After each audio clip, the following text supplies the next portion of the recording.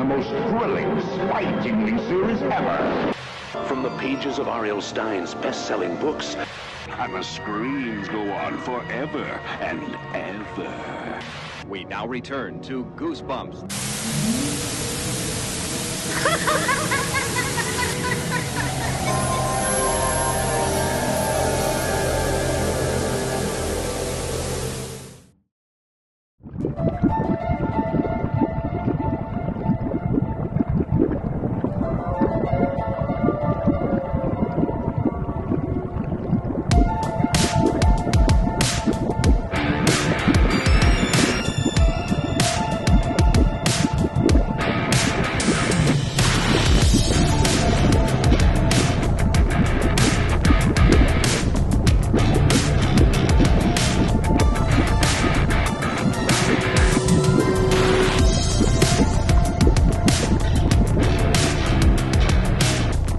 Greetings, Goosebumps fans, young and old, big and small, living dead and undead. Welcome back to the Goosebumps Crew Podcast. As always, I'm your host, Isaiah Vargas, and I'm joined by my good buddies Bjorn Pelnick and Nick Shaw. We are the Goosebumps Crew, and we are back to, what else? Talk some Goosebumps. If this is your first time joining us here on the podcast, I want to sincerely welcome you all. If you are or have ever been a fan of the popular Goosebumps series of books or the monster franchise that they spawned, I have a feeling this podcast is going to be right up your alleys. I always say, me, Bjorn, and Nick are some of the biggest Goosebumps nerds on the whole planet. We could talk about Goosebumps for hours. That's exactly what we do here on this podcast. Every week we have a brand new episode talking about everything Goosebumps, whether it be the books, TV shows, movies, video games, merchandise, whatever it is. If it has Goosebumps in the name, we're going to talk about it so much that the word Goosebumps is going to sound foreign to you. That's how weird it's going to be hearing it so much. So with all that said, if you end up liking today's episode, make sure you like and comment if you're watching us on YouTube. Subscribe to our YouTube channel, hit the bell notification to get updates when new episodes go up every Wednesday at noon Central, 1 p.m. Eastern. If you are, however, just dying to get those episodes early, you can catch the audio-only versions over on the audio platforms. We're available on platforms such as Spotify, Apple Podcasts, Amazon Music, iHeartRadio, wherever you get your podcasts. Those episodes go up Tuesdays at noon Central, 1 p.m. Eastern. And of course, you can follow the Goosebumps Crew on social media. We're on Instagram, Twitter, TikTok, and Facebook. You could also follow Bjorn and Nick at Goosebumps Aussie Fan and Shawn, respectively, on their social medias and their YouTubes. All those links are in the description below. Check them out. Join the Goosebumps Crew today. Become a crew member. We thank you in advance for your support. Now, I'm very pleased to introduce our guest for this week. She is an author, publisher, and editor, and we're very excited to talk with her today. Mrs. Susan Lurie is joining us here on the show. How are you doing today, Susan? I'm great. I'm so happy to be here. Absolutely. We're very glad to have you. And as I said, Susan has had a long career as an author, a children's book author, a publisher, and an editor, specifically an editor on, of course, Goosebumps, editing for over 150 Goosebumps books. So since the very beginning, as we found out. So you've had a long history with this franchise in particular. So we're very excited to get talking about your involvement. But first off, I do want to ask a little bit just about your general career. You know, as I said, you've been in, writing and publishing and all that for a very long time. How did you start your career? How did it get started? Well, actually, I didn't start in children's books. I started with a book packager. It was called a book packager. And a packager at that time was some company that created only the book itself. It didn't print the book. So it did all the creative work, the manuscript, the artwork, the cover design, but then sold it to a publisher. And I worked with that kind of company, and we did coffee table books. And they were adult coffee table books, very fancy, very high priced. And they were beautiful, just the production value. Some of it was with museums, some of it was a history of sports, some of it was antiques, some of it was wine. It was just lots of different topics, and it was terrific. But, after a while, those are very intense books. So I decided that I wanted to make a real big change. And I wanted like a total change. So what I did was I went into kids' coloring books. So you couldn't go further away, right? So you have all like hundreds and hundreds of thousands of words to, it's snowing outside. So with the picture of snow. And that was a nice rest, a nice break. But now I wanted to go back to words again. So I then left there, so a couple of jobs in between, but then I went to a packager, another book packager, and we did the Nancy Drew and the Hardy Boys books, and those were terrific.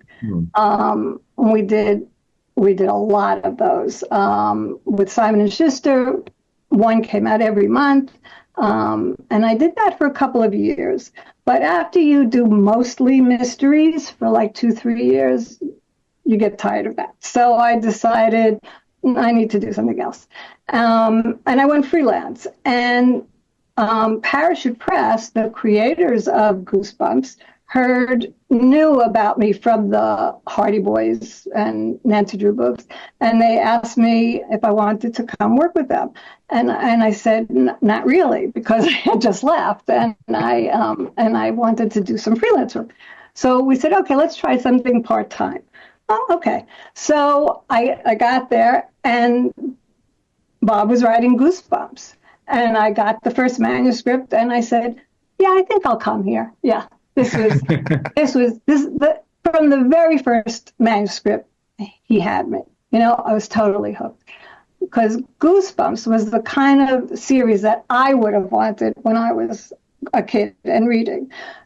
I wanted to know, mostly I always wanted to know what's going to happen next. I never really, as a reader, as a kid, wanted details. I don't care what they were wearing, what they're doing. I just want to know what's going to happen next. And this is what Goosebumps was for me. And I said, oh, my God, I can't believe this. It was perfect. So I stayed with Parachute for, about 20 years, doing Goosebumps and other things. I became their publisher. So I was in charge of all the books I did. We didn't just do Goosebumps. And then in 2010, I left again to go out on my own, but stayed working with Bob on Goosebumps. So yeah, Bob and I have worked on over 150 Goosebumps books together, and we can't believe we're still talking to each other. We still like each other. We say, look, we're still friends. Yeah. There are arguments. Oh, I can imagine. Yeah. But I mean, again, we always talk about here on the podcast just how crazy it is that Goosebumps has transcended over generations. And, it started in 1992, and now it's 2025, and it's still very much a popular franchise. You got, of course, people like us, who really keep the fandom alive. But, there's adults who grew up with those books and maybe are passing it on to their kids now, or kids nowadays are just discovering it for the first time. I remember I didn't discover Goosebumps until I was in second grade. So it was like 2008, 2009. So long after the original books had come out, and we were in like the new era, as I call it. But I just was hooked. You're very right. The Goosebumps, as we always talk about, was written in such a way that it was like kids were guaranteed to get hooked one way or another. And that's just a testament to Stine's writing style and how he knew how to like talk to kids without talking down to them. In a way, it felt like the sort of thing you could read that was a little bit more intense, but not too intense. From what I've seen personally. That's right. We were all very careful about that. We wanted to be scary, but not too scary. That's why the characters are always funny, right? And breaks up the scares and that kind of tension. And we never did anything that brought in real life trauma, like fires or, things that are really scary in real life. Because this was for kids to escape and to be entertained. So we never had weapons. We never had guns. We just wanted to keep it scary but light, a fun roller coaster ride of scares. And in the end, you probably know, you always felt safe, right? You never felt really, really frightened. I don't like horror. Okay. I hate horror. I don't like suspense. I don't like to be scared. I don't like any of this. But I love Goosebumps because I know it's safe, right? type scares. Right. Definitely. Yep. Well, as we always talk about, Goosebumps to us, we always felt that the formula to Goosebumps in particular is the blend between horror and humor. So, like, you balance the horror out with the funny aspects of it, even sometimes just the goofy nature of the ghost or monster, like, what's one, like, something about, like, Why I'm Afraid of Bees is kind of coming to mind. It's like, you know, it kind of has the scary nature of being turned into something that's not human, but it's also bees. Like it's kind of like a funny little idea. Exactly. That was no pun intended there. Of all the things you could be. Well, that's the kind of corny nature that, you know, Goosebumps embodied right there. So, it was a formula. It really, really was, because like That's right. Stine did Fear Street, and that's like full on horror. That's for young adults. Right. But Goosebumps was that perfect balance. It was like a formula. Whether it was intentional or not, it was a formula. Oh, it was intentional, and also his characters are very. You can identify with his characters, right? So either they're afraid, they need to be braver, they don't want to be a klutz, they want to be liked, they have a horrible sibling. Every kid can identify with one or more of those, right? So I think that's an important thing too, that the readers can see a little bit of themselves in these characters. They each have something to overcome, but they do it in a very happy mood. They're very adventuresome, and they're very positive, and they take on the world themselves, because, as you see, the parents don't play a very big role in any of these books. So they're, in their own way, empowering, right? Mm-hmm. Cool, because that's exactly it. Because most Goosebumps stories, you know, the kids try to tell the parents what's going on, and the parents don't believe them. So it's up to the kids to face the danger themselves. So it is very empowering in a sense, because it shows that, you know, the kids that, like, sometimes, you know, it kind of toughens them up to the horrors of the real world. That's right. That's right. It shows that if you could take down evil ventriloquist dummies, you could take on, you know, the real horrors of the world. That's right. That's exactly. Right. Yeah. So it really was. It was. The books are kind of deceptive. They look simple, and they're not simple at all, really. Mm-hmm. Well, one we always turn to, and we talk about always, is The Haunted Mask. Not only being one of the most iconic, but it is a story that is very, very complex, and it follows a very complex character with a very internal struggle. Like it's always funny, because we also talk about the TV adaptation a lot. And we talk about it with, like, the actors and that sort of thing, and we explain, like, why it's so well written, and then they'll be like, I never thought about it like that, but you're right. Right.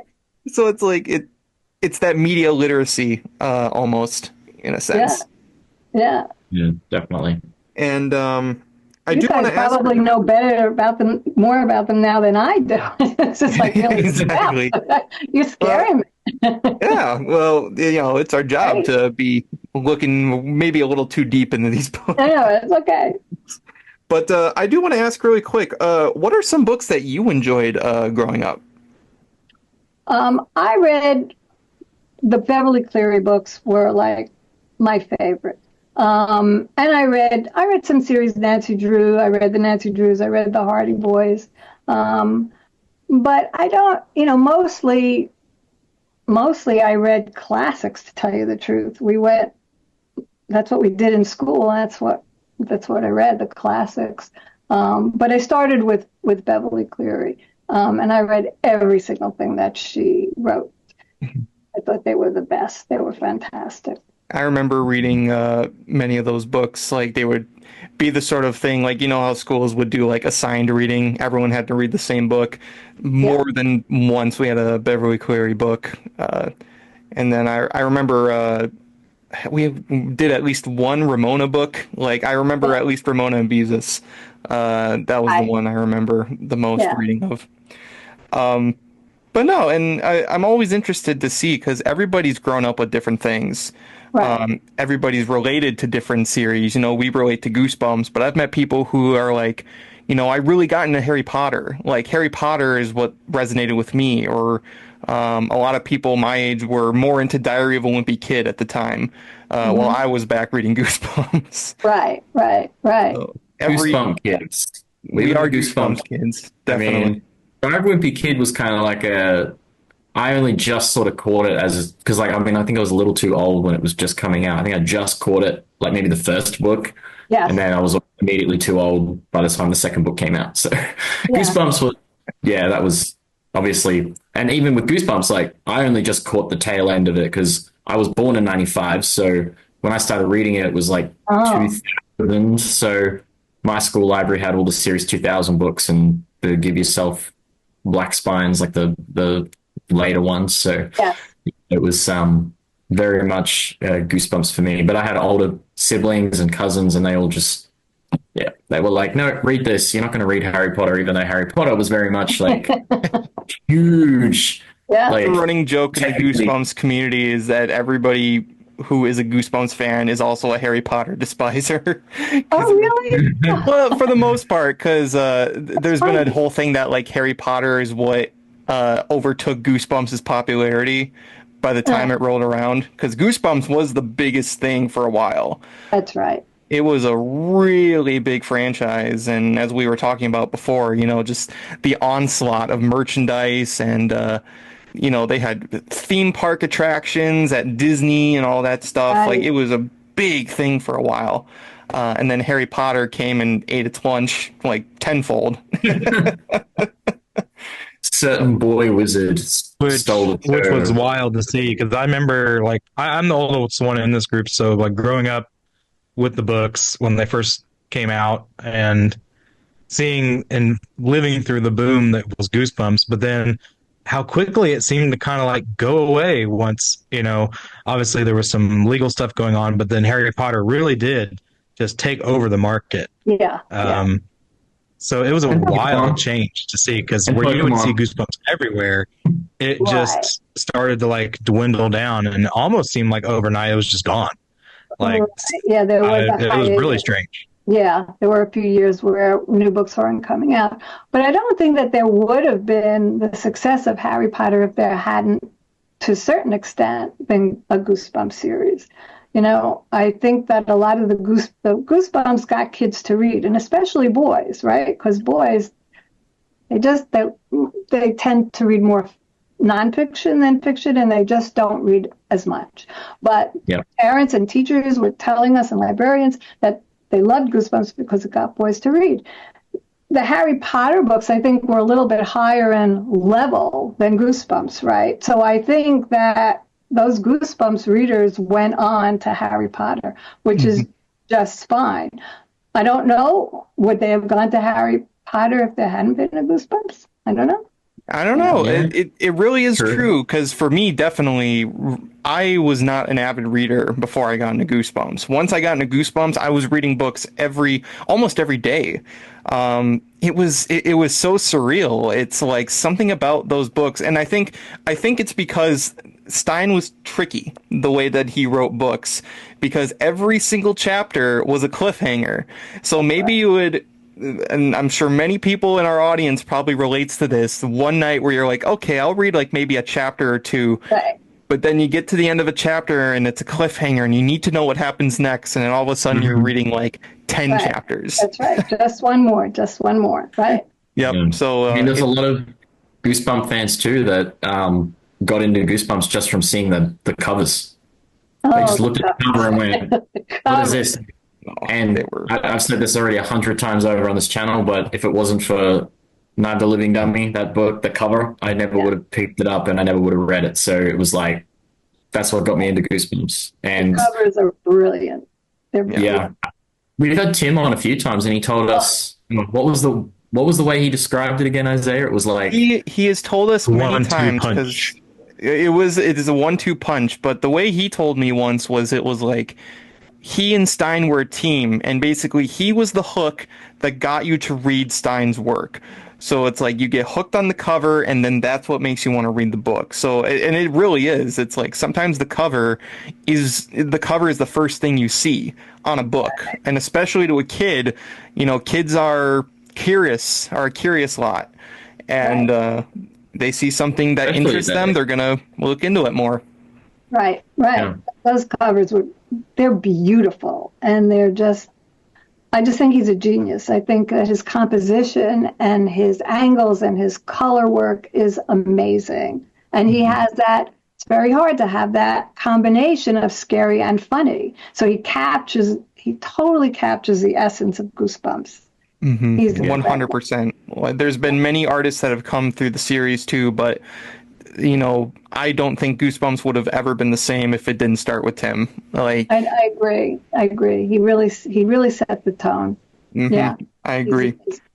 So my next question is, so you've worked with Bob for many, many years, and I'm assuming with the company of Scholastic as well. Yeah. What has been the best part of just that partnership and, that sort of camaraderie? Scholastic, so we create at Parachute Press, which is the name of the company that created Goosebumps and where I work, was a wonderful place to work. We had other fabulous editors working on other projects.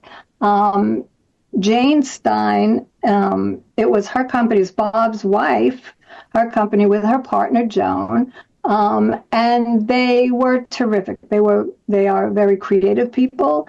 So it was just a lot of fun to work there. When I went there, they said, we do books that kids want to pick up for themselves. And that Goosebumps was the beginning of that. So we don't do broccoli, they said. So I said, sounds good to me.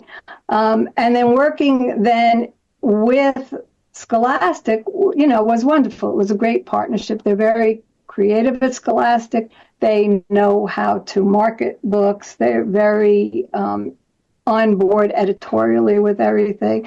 They did those beautiful covers. Mm-hmm. They hired Tim, and he worked with them on those beautiful covers. So it's terrific. It was terrific then, and it's terrific now.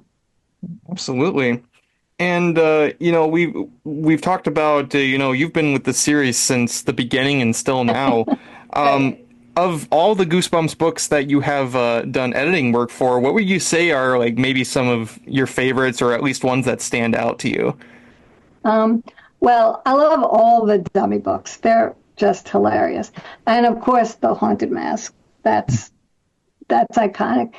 Some of them are a little bit off the radar. I think not other people's favorites, but mine. I love the Masked Mutant books. I think those are hilarious. Mm-hmm. Do you like those books? I just think the Masked Mutant book is a very fun one, and there are many people who would say that is one of their favorites. Oh, good, yeah. Because we know someone who really loves. We know someone who really loves it, that he had a mask actually made, like a replica of the Masked Mutant, and he's a big fan. So we're really stoked that Funko finally made Funko Pops, but we were very surprised that one of the Funkos they made was the Masked Mutant. Wow. Of all the characters for the first wave they could have done, that was not one we expected. Right. That's weird. Did you know that they done the Goosebump Funko Pops? Oh. Yeah, they finally did them. We've been waiting for 10 plus years for them to do Funkos of Goosebumps. Something like that. Yeah, it's been a while. That's funny. Halloween of last year that was it. That was the time. So he finally did it. But yeah, Masked Mutant. Any others? I like Terror Tower. I thought that was fun, right? Mm-hmm. Yeah, yes. right. That's a good one. Great one. Most of the Mummy books are fun. I like the Mummy books. Monster Blood. Those are iconic. I like those too. We have a new one coming out in March, I think, called Say My Name, Say My Name. Have you seen the cover art for that? It's really cool. I love this book. You have to get this book. This book is fabulous. I'm not going to tell you anything about it because the minute I start to tell you about it, it gives too much away. But but it's fabulous. Yep. Okay. No, it seems from what we've heard from like early reviews, it's a really fun book. It's really fun. We're Really. very excited to read it. And actually, on the topic of that, have there been any ones recently that you feel are very, very good ones? Well, we just finished one called The Last Sleepover, which is pretty good. That's not out yet. I love Say My Name. The new Mummy book is pretty good. I have that one right here. I like this one. Yeah. I think all the Gnome book is good. All the House of Shiver books, I think, they're really good. You know, it's amazing. What's amazing to me, I've worked with Bob for 30 years, and it seems cliche, but he keeps it fresh and he keeps coming up with new ideas, and they don't feel like retread. There feels like a whole new experience. And I especially feel that way with the House of Shivers books. I think that the plots feel new and fresh and surprising. Have you read any of them? Have you read the House of Shivers? We've read all the ones that have come out so far, and they are very interesting stories. Like it's always interesting to read these new books, and really it's crazy that, you know, Bob has done so many books in his time as an author, and I get people who are like, does he still make new ones? And I'm like, yeah, he's been writing these for all these years and he's still doing them. And I don't think he's lost really any of that charm. It's been consistent since the first one. Right. It's incredible. Yeah. And in some ways, I think his writing is even stronger. You know, it's even tighter and sometimes funnier. And he amazes me. He really does. I agree. Yeah. And speaking of such an amazing, actually, you mentioned before about you worked on a lot of coloring books, and we obviously just got the first ever Goosebumps coloring book. I don't know, have you seen it? Like, I haven't seen it. Oh, here. You haven't seen it? Oh, Isaiah, if you got it on hand. Right off the side here. The first ever Goosebumps came out. Coloring book. Oh, wow. So this came out just a few months ago, but yes, it is a Goosebumps coloring book, and it features mostly Tim Jacobus's artwork on the inside. Wow, that's fabulous. Yeah, it's a very nice book. It was very surprising when we first heard about it. But there's basically every single one in here. We got Terror Tower and Cuckoo Clock. Oh, wow. And all the good ones. Bring it out, because when you mentioned coloring book, I was like, oh, I wonder if you thought of the Goosebump coloring book. No, I didn't even know about it. That's fabulous. Speaking of R.L. Stine, you know, we always like to just ask about what it's like just to be around him. We hear he's a very funny individual, very sort of eccentric individual. What's he like? I don't think he's eccentric.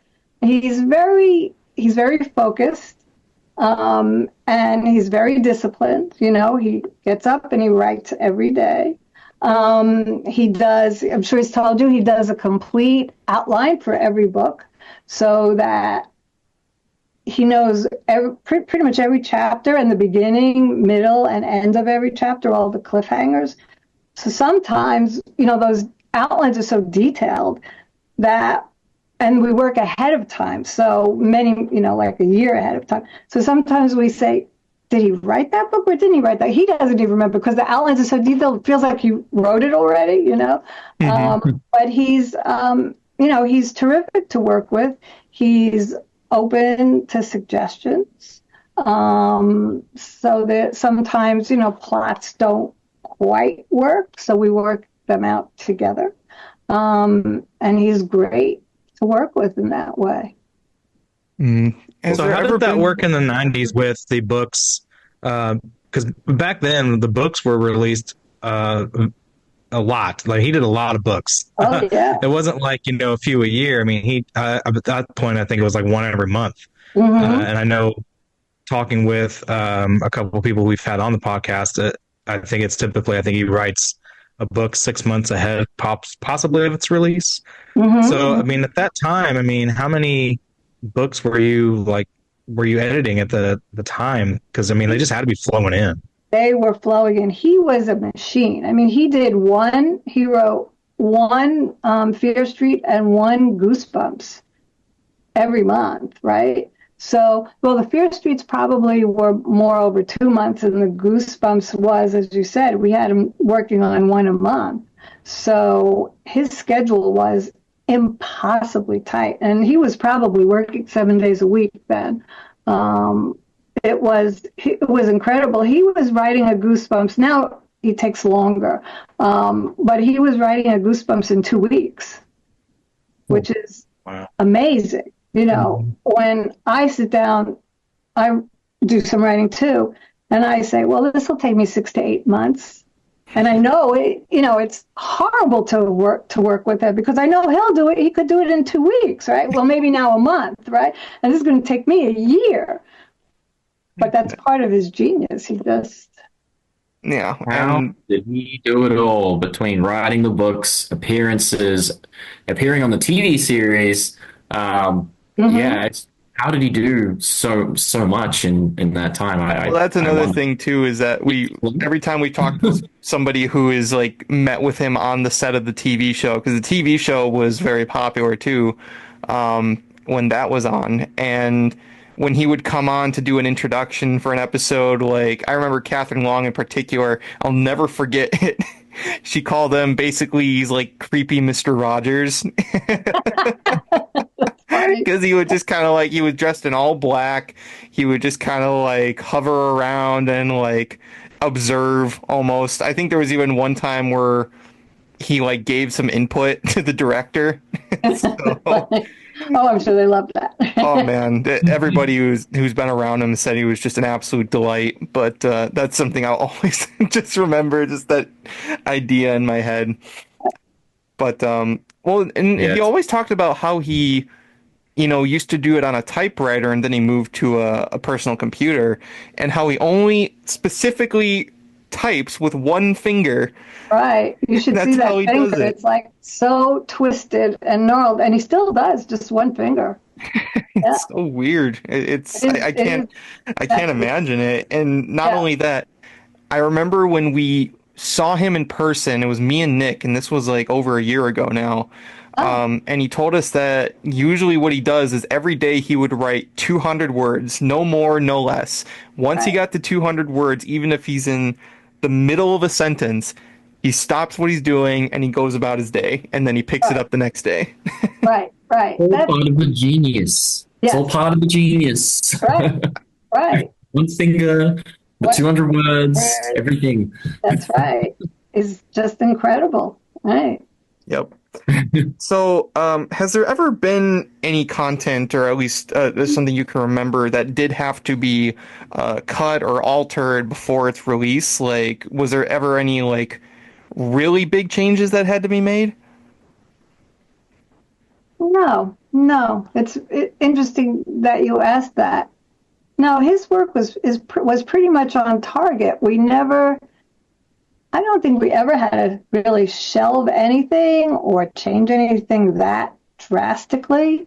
We had to tinker with plots sometimes, you would expect that, but nothing like that. No, he's pretty much on target. He knows his audience, he knows his characters, he knows the series, he knows what he wants to do. That's the mark of a good author. He joked about one time was The Girl Who Cried Monster. He did an interview where he originally wanted the monster to eat a kid, but they were like, can't do that. Oh, that! He did a joke about that once. I remember, like, he wanted it to eat a kid, but they were like, right. Oh, yeah. It would have been scary. Right. It would have been scary. But I don't know, eating crickets and turtles is just as terrifying and probably more disgusting. So I think it's actually more disgusting, because that's sort of doable in a way, right? Eating a kid is not so much. Yeah. So I don't know. To me, that's more disgusting. Yeah, I was probably one of the ones who said, "Oh, you could eat the kid." Yeah, just be like, you let Picasso paint. Like, you just let them do what they want. No, and it's always a question is like, is it ever a situation where an author does have to like really tinker with something, or is it like just kind of minor things, but the overall outline is good? You just go with it. Yeah, That's the mark of a good author. Well, that's the thing, because like, well, I know we've talked about it on this podcast before, but like a lot of his early stuff, like Welcome to Dead House and Stay Out of the Basement, had a much darker tone and not so comedic to it. Right. Until he kind of, I guess, maybe later found his balance. Way with it. Yes, it was Welcome to Dead House was fairly dark. And then Stay Out of the Basement a little better. But yeah, as he went on, he found more humor. And also the cadence changed too, and the tone changed, the rhythm changed. The sentences were sharper and shorter, I think. And he really found the rhythm as he went on. I would say by book 6, Goosebumps was what it became, right? But those first ones, he was feeling his way a little bit. Well, and actually, funny enough that got brought up, because we always hear, stories about like how Goosebumps really did start out, because from what we've heard, and feel free to correct me if I'm wrong, Goosebumps was originally signed to just be a 6-book series. Like, it was just going to be 6 books, but by the time it got to that 6th book, it was gaining so much popularity that it was like, no, we got to keep it going. Like, we struck something here. Right. Exactly. Once they saw that, kids really loved it, we just kept going. But that was pretty traditional back then for a publisher to sign up for 6 books to start with, right? And they normally didn't go beyond 6, maybe 8, 10 at the most, except Fear Street, of course, took off.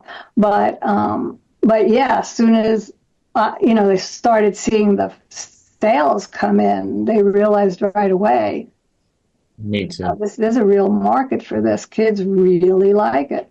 Mm-hmm. Yeah, that's crazy, because like I tell these guys all the time how book 7 was Night of the Living Dummy, and we could have almost not got Slappy, and that would have been. Well, that's the thing. It's like, imagine the tides turned a little bit, and they did stop it there, and it's like, wow, there's a lot of things that would have never come into fruition through that. It's crazy. Right.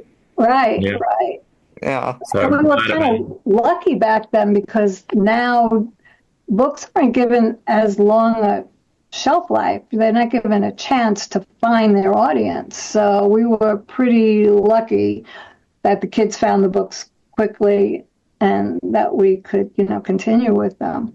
Mm-hmm. Yeah. Well, and for Goosebumps too, because you had the original series, the most iconic books, and those ran for 62 books.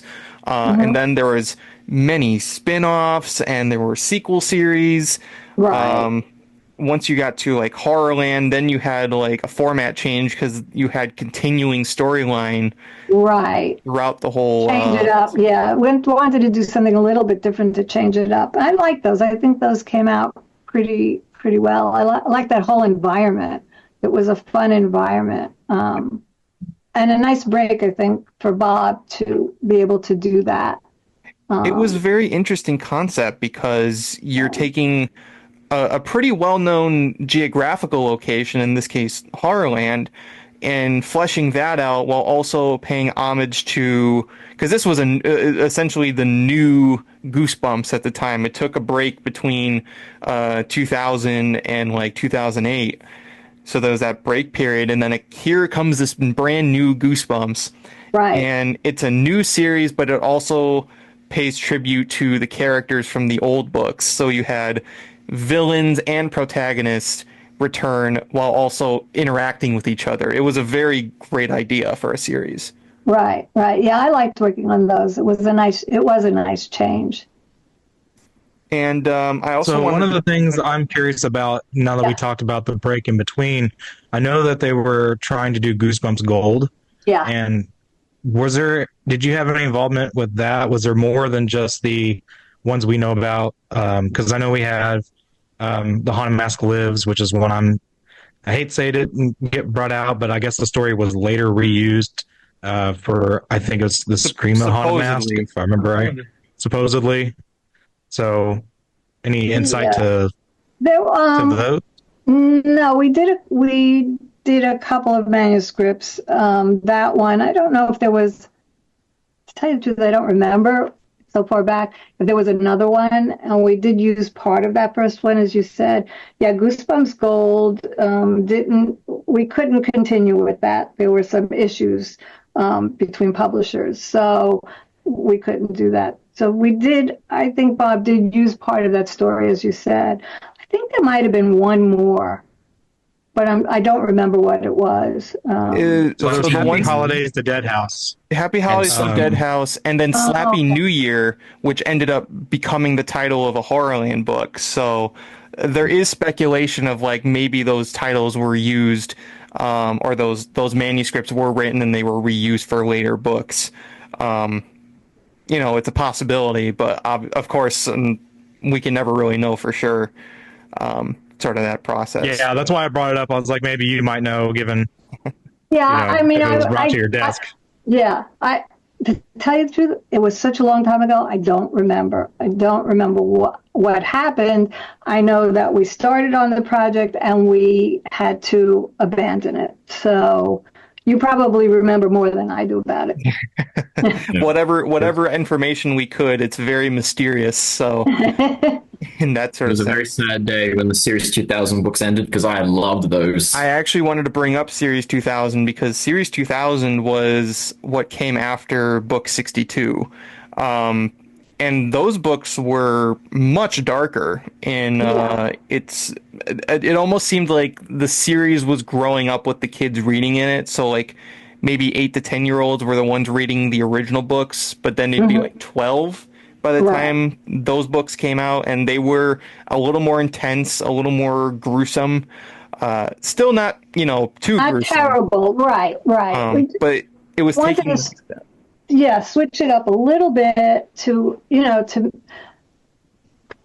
maybe bring in other readers, bring in some readers who are slightly older but still not alienate the younger readers. So that was Goosebumps 2000, a little edgier, a little scarier, but not so much, not so much. Marginally, yeah. Marginally. Yeah. Now, you and Stine have been working pretty closely on these books. Have you ever given some of your own input into the writing process, or has it been primarily him? As any editor will do, if there's a plot issue, you talk about it and you talk it through and you exchange ideas. But the work is always the writer's work. So you just kind of try to help along and ask questions. And what if we did it this way, or what if you did it that way? But basically, it's him. And with any writer, it has to be their idea. Otherwise, they can't write it. If you talk to other writers, you can't really give writers your ideas because it has to come from them. It has to be something that resonates with them to be able to write it. So yeah, I think I'm helpful in plotting and showing where the problems are, which is I think my key job is to show him what's working and what's not working. But then he takes it from there. I see. Awesome. Now, when we first started talking, you actually mentioned that there was a cover contest. I thought it was your cover contest. Oh, didn't you have a cover contest? No, not us in particular. I got it mixed up. I thought that you had this cover contest. I saw something online, and it was like guess the covers from this description, and Tim Jacobus was doing it. Oh, you're talking about that's our episode, the quiz show that we did. That's what Yeah. Right. Oh, I was totally wow, I can't believe you watched that. That's I interesting. just see that. No, I can't believe I couldn't get not one. I didn't get one right. I was surprised. I was surprised that because I thought that was going to be easier. It was our one friend Micah who was getting those answers, but yeah, I felt bad for poor Tim because he just couldn't. I think he got one of them right, but he was having trouble. Everyone was. No, God, that was a nightmare. It was a nightmare. I almost didn't want to come on after I saw that cover contest. So when I was texting Tim, he was like, "What is this going to be?" And I told him what it was, and he was like, "All right." He's like, "Do we want to do it as a drinking game?" I was like, "Probably not a good idea, Tim." I'm just going to throw it out there. I was like, "Since we're not doing your covers, we're doing the color pattern to the books." Yeah. I was like. They're some of them are so similar. I was like, I don't think that's a good idea. Right. Like, I'll probably get most wrong, and I'm glad that I advised against it. Right. Tim might have had to go to the hospital, and I would have been right there with him with alcohol poisoning. That was impossible. I'm telling you. I said, these guys are crazy, and I'm not coming. No, that was, I can't believe it. So the next time we were going to have Monty text me, he's like, "We're not doing a quiz game, are we?" I'm like, no, Tim. I felt so bad. I was like, oh man, I thought that was not going to, I didn't think it was going to be that hard. We could do an easy one for Tim. If we did a quiz game, we could just do guess this like cover art, and he would have to know what's. Well, you would probably win that one easily.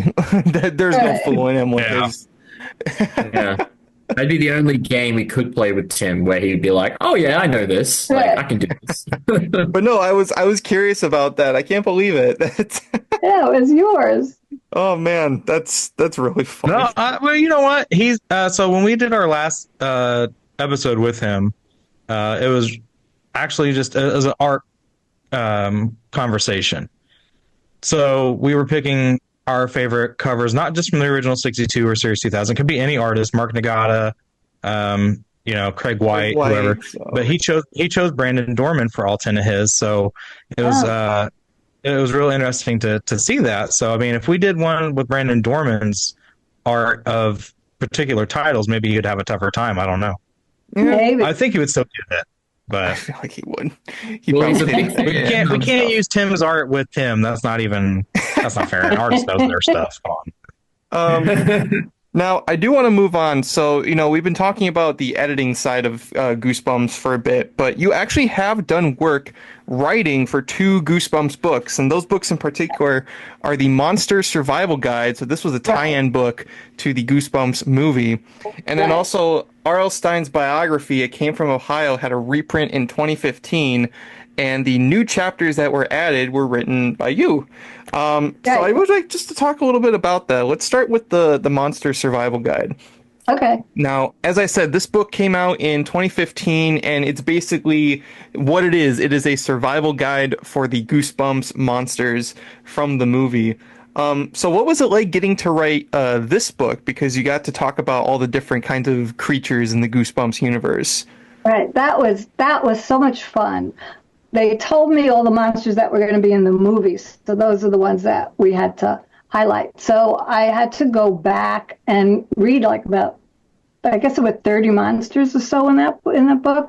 So I had to go back and read the 30 Goosebumps to remember the monsters. And then I had to figure out, pretty much like a tone for the book. So I thought, well, because it's Goosebumps, we should make it kind of arch and sarcastic.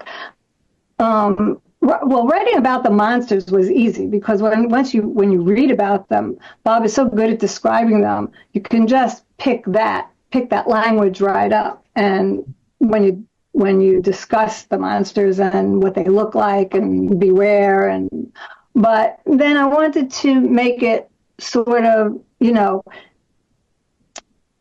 this is a guidebook, and it's if you happen to come across these monsters. But really, if you're reading this book, it's too late. You're doomed, right? And that right, and that was the tone I wanted. So, and I think we pretty much captured that.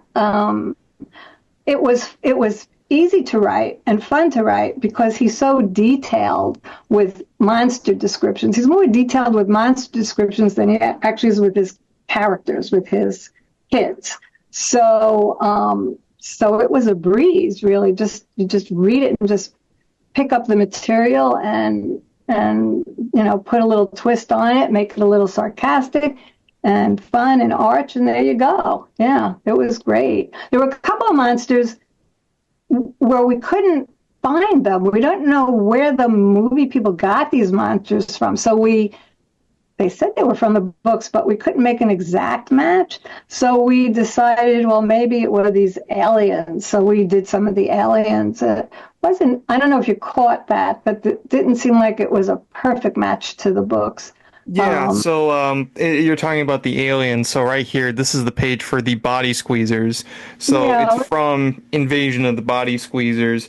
I will say there is one right here. So this is for the movie calls them the bog monsters, but here it's called the mud monsters, and they're said to be from You Can't Scare Me. But there's also conflicting info because I think the movie says it's from How to Kill a Monster. It's unknown for sure. Right, and that's not from How to Kill a Monster. I like How to Kill a Monster. I like that book a lot. And that's not from that. So that was a kind of thing where we had to sort of budget a little bit. Exactly. But even so, you're the only people on the planet who noticed that. Yeah, like I said, we are very thorough in our knowledge. Oh yeah. But even then, so right here, so like the snake lady, I don't even remember what this is supposed to be a reference to. I think that she came from one of the Give Yourself Goosebumps because they also looked at those, and I think she might have been in one of those. Yeah, same with the Annihilator 9000s and the those are from the Shock. Give Yourself. Right. Yeah. Those are all from the Give Yourself, which those Bob didn't write the Give Yourself Goosebumps, right? Yeah, I love him, the troll. So so I read most of them, but not all of them. And I don't remember them as well as I remembered Goosebumps. So I really had to study those. Mm-hmm. But the movie took monsters from all the books, really. So they did take it from the Give Yourself. It was very interesting, just because they didn't go to just the most iconic books. Like they really did pick some deep cuts that only a real Goosebumps fan would really be able to pick up on. Right. And maybe to a general audience member, they would just be like, I don't know where these guys come from. Right. No, when I was working on it too, I said, well, where is this? Right? I should know this. But that's what it turned out. It was from Give Yourself Goosebumps. And, we were talking about the writing style a bit, so it is almost like a survival guide. So basically, most of these monsters are, this whole book is told essentially from, what Zach is writing, the main character of the movie. Right.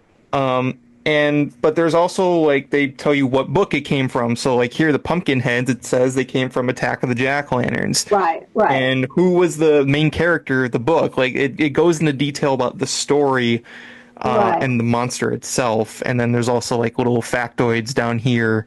Right. Where it comes from. I thought that would be a good way to handle it. So, if the reader had only familiarity with the movie and they wanted to see more about the monster, I could give them a clue as to what book it appeared in, right? But also the role it played in the movie. So it was, so give them a little bit of both. And then, as you said, the characteristics and the fun stuff, and how he was or she would destroy you. Right. definitely the humor is intact. I'm here on the Haunted Mask page, and it says it was last seen in the Madison High bathroom checking out its killer looks. Right. So Right. the humor is still there. And you also mentioned just like how it's like, it's you got this book, it's too late. The ending is just like, Right. you won't need any help. All you need is this book. And it's like, here's the thing you should know, because they don't like to lose. They'll be back for revenge. Trust me. That's right. They'll be back. They'll be back. Right.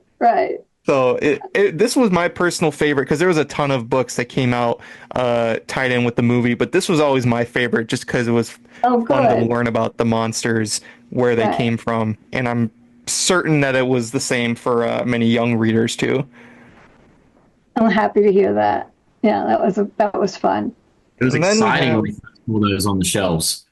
Yes. Because they were like, oh, the movie's coming. It's coming. Right. And then we have It Came From Ohio. So this book came out back in the 90s, and it was written by Joe MacArthur. Joe Arthur. Okay.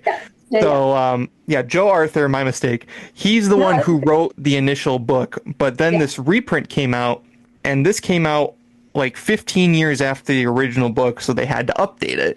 Right. So you helped write the new chapters that covered in the gap. Yes. What was it like working on this one?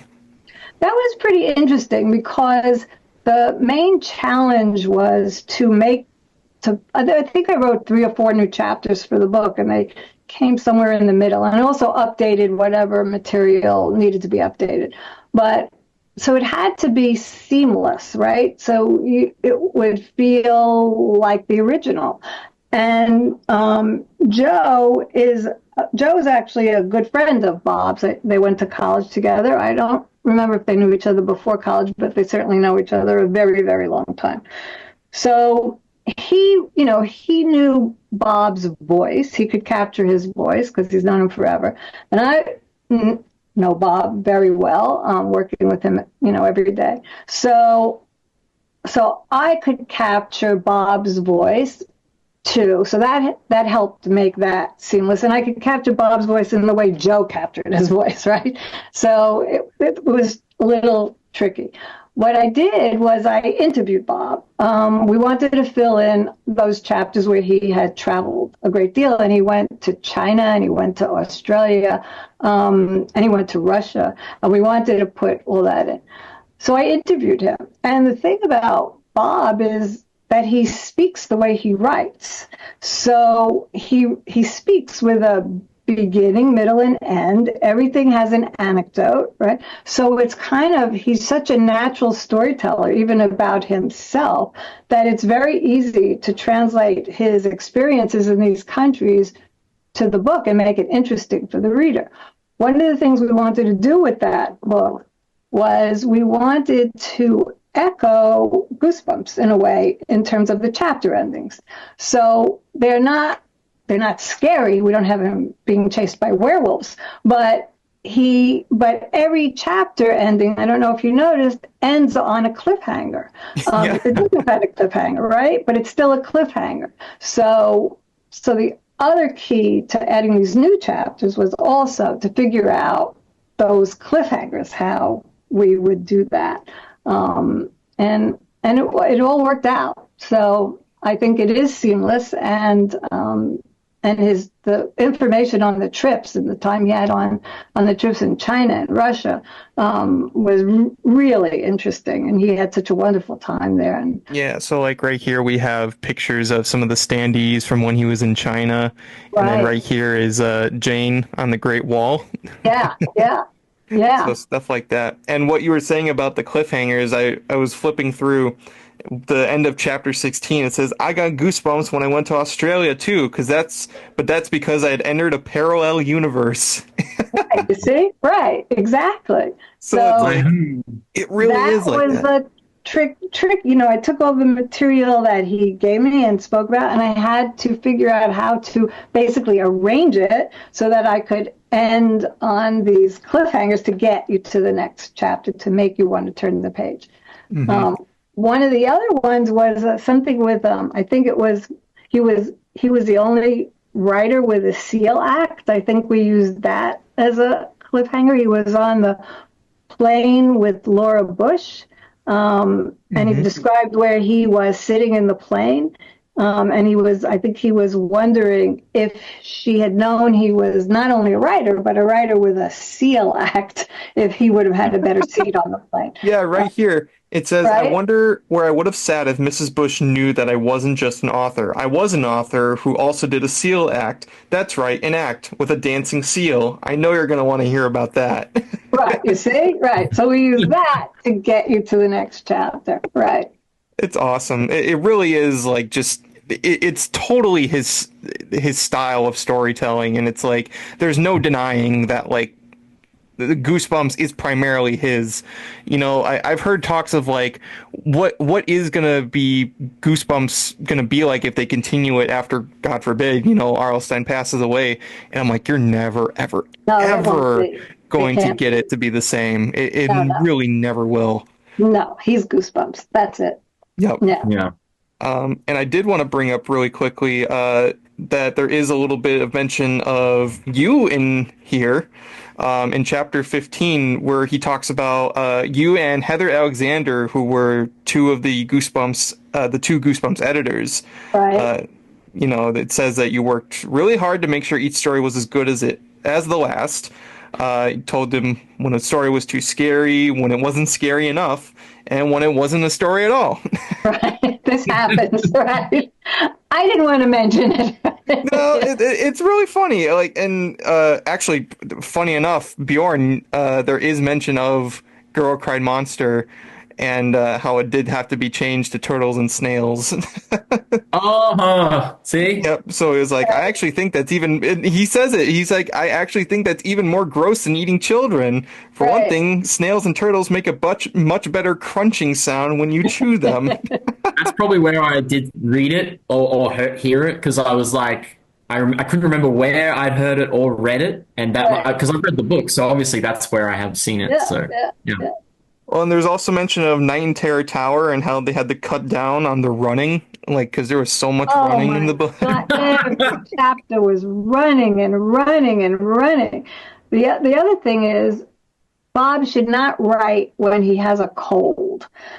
He wrote this one book, he had a cold, and in every chapter the kid was so tired, and I said, Bob, like, 10-year-olds are not this tired, but they were so tired and they wanted to go to bed because he was sick when he was writing, you know? So, so the running, and there were a lot of chickens in that book, a lot of chickens, a lot of dry dirt and chicken. Scratching the dirt. Oh my God. Oh, chicken. We always talk about that. Chicken. That one's hilarious. Yeah. that is our running gag in this podcast for the past year. Is almost every episode we somehow have to tie in chicken. Oh yeah. Mm-hmm. We wish they did a TV episode of that. I like My Hairiest Adventure. I like that one a lot too. Yeah, the goofy ones are like some of the most fun ones, because it's like, especially because you know, My Hairiest Adventure, and you have just the boy on the cover with the hair growing all over, and you're just like, I gotta see what this is. Like, I just need to know. Right. It was puberty hit him hard. And I also could have sworn that I heard him say at some point that he was in an interview, and he was like, somebody asked him, who would you want to play you in a Goosebumps movie? And it was before the movie was announced, and he said Jack Black. So when it got announced, I was like, wow, he got his wish. That's funny. Oh yeah, I never heard that. Yeah. Yeah, I feel like I've heard it, but I can't for the life of me find where it was. So it's always been, and maybe I'm misremembering, but no. But those two books. So there's a movie that would have you in it, Susan. Who would you want to play you? Oh my God.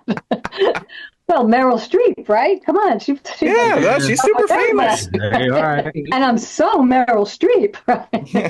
Yeah. And how many Oscars does she have now? I don't even remember. But no, those two books. I mean, you technically got to write some of your own, Goosebumps stories.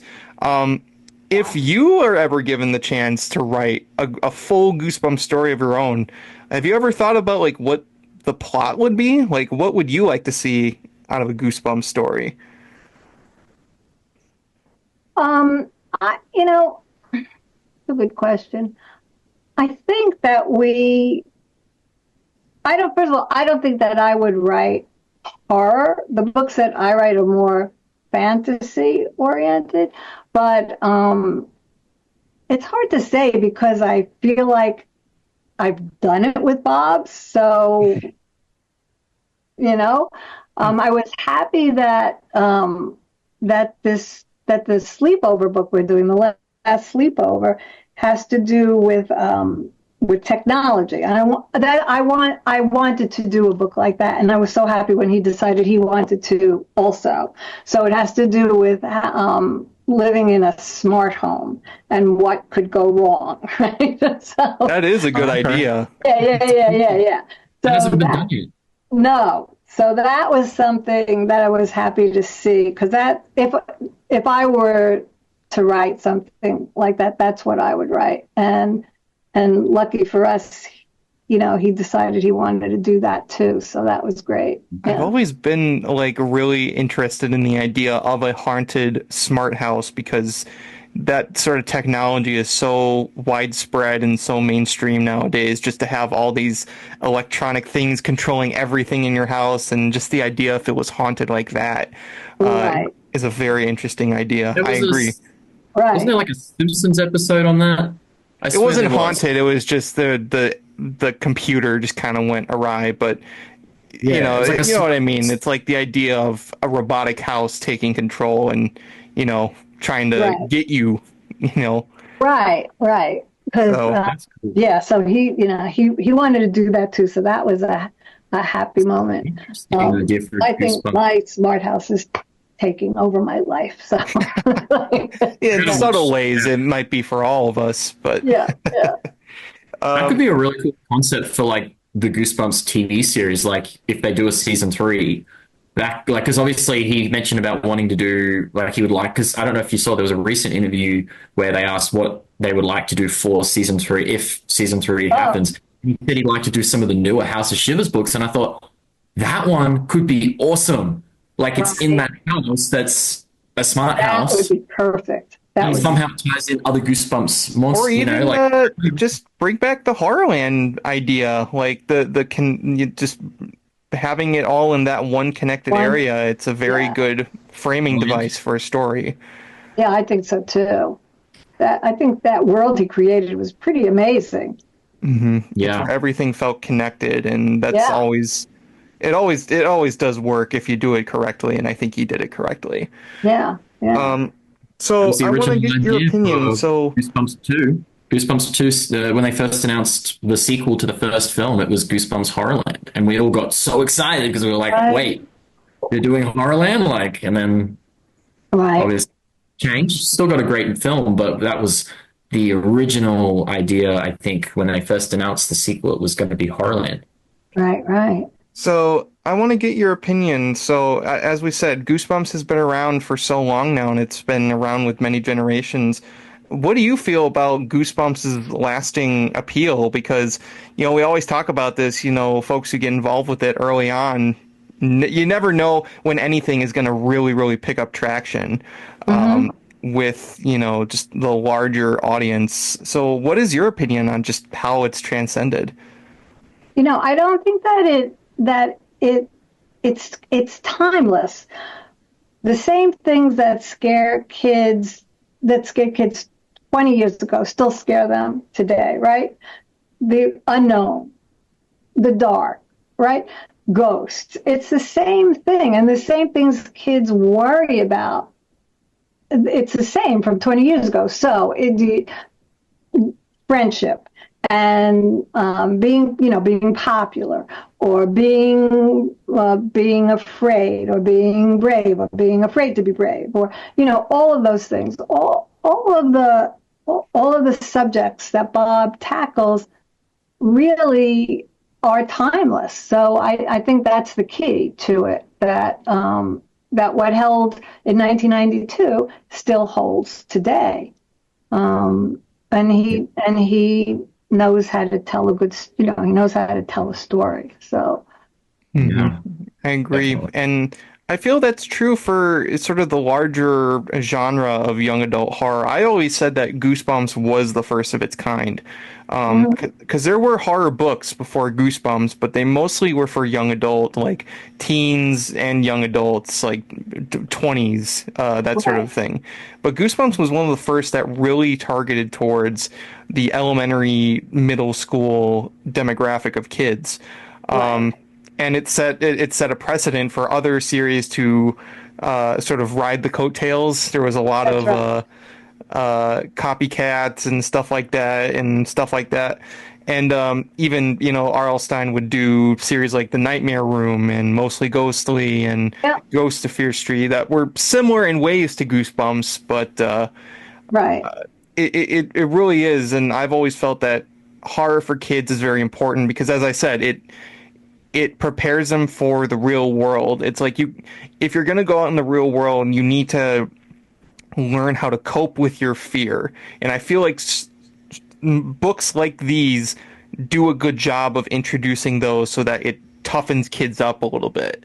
Yeah. It makes them more, courageous. It makes them more confident in themselves, that they can overcome certain issues. That's right. Right. I agree. Yeah. And I guess one last question here. So we've been talking a lot about Goosebumps.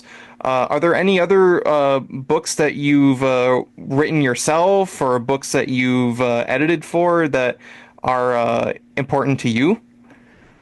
I Two books that I've written most recently are these Wine to Season Good books. I don't know if you've seen them. Hmm.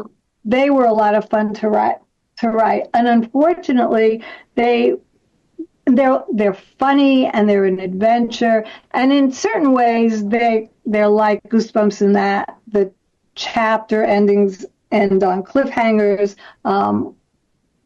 But they came out during COVID when nobody was in the bookstores. So that was unfortunate. They came out in February and August of 2020. So that was kind of sad. I had hoped for more, for these books. So there's that. And I'm also working, I have a couple of manuscripts out now with publishers, so we'll keep our fingers crossed. One is a little younger chapter book series, a detective series starring bloodhounds. And it's also funny. And one is a middle grade book on this kid who wakes up one morning and discovers that he's being attacked by every creature, every monster in Jewish mythology, and he's got to figure out why. Yeah. That's a really cool concept, actually. I might be interested in reading that. Wow. Yeah. Well, that's circulating among publishers now, so we'll keep our fingers crossed. Absolutely. I wish you good luck. And it does stink that, COVID really did take a hit on, everything really in terms of media. But I wish you luck in those other manuscripts that you have in production. And, Thank you. they sound really good, honestly. Seriously, that last one, I might have to read myself. That was terrific. Absolutely. But yeah, no, it's like I said, it's just been incredible to just kind of get some insight into your work on, our personal favorite book series and just kind of get a little insight on your personal experiences. So we're very fortunate to have had this conversation. Well, thank you for having me. And now I'm not as scared of you, because before that cover contest was like, no way. Don't worry, we're gonna think twice before we do something like that again. All right. Okay. I guess to end things off, do you have anything to say to some of the people out there who have been with this series for a long time? Well, the editors over at a Scholastic, I think that I might be like in the Guinness Book of Records, because I'm on this series for over 150 books for like 30 years, right? So, so Bob and I really are the ones who have been doing it together, for this whole time. The editors at Scholastic, of course, move on. They've changed. The editors we're working with now are wonderful, but things evolve and things change. I love the as I said, the editors who we work with at Scholastic, and I love the new Ball, the new illustrator, and I hope he continues on with the series. So yeah. Absolutely. And again, just an incredible opportunity. I personally feel just to, be involved with such a popular franchise. Still the #2 best-selling book series, yet to be dethroned from at least that spot. Right. So I'm very, very lucky to have worked on this series. I think it made a difference in kids' lives, and who gets to say that? I'm very fortunate. Very much so. Very much so. Well, we want to thank you once again, Susan, for joining us here today and talking some Goosebumps with us. This was a great discussion. Thank you. Absolutely, and that's going to do it for tonight's episode of the Goosebumps Crew Podcast. If you like today's episode, make sure you leave a like and comment, subscribe to the Goosebumps Crew, follow us on social media and our audio platforms. You can also follow Bjorn and Nick at Goosebumps, Van and Sean, respectively, on their social medias and your YouTubes. We'll be back with a new episode next week, but until then, this has been the Goosebumps Crew Podcast, and from all of us here, we want to wish you all, as always, to take care, stay safe, and have a very scary day.